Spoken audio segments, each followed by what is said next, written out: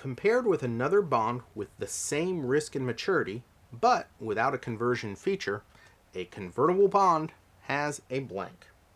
All right, so to answer this question, we have to be familiar with the features of a convertible bond. So let's review the choices.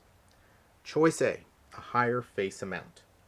Well, the face amount unto itself is not a distinguishing feature of convertible bonds, so we can eliminate choice A. You'll notice that choice B says a lower face amount.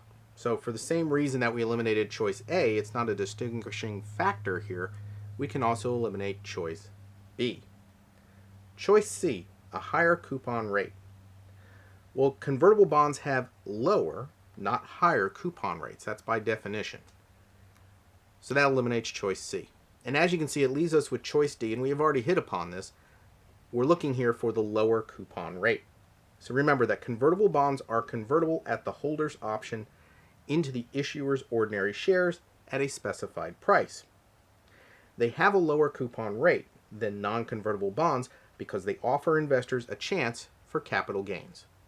Choice D is the correct answer.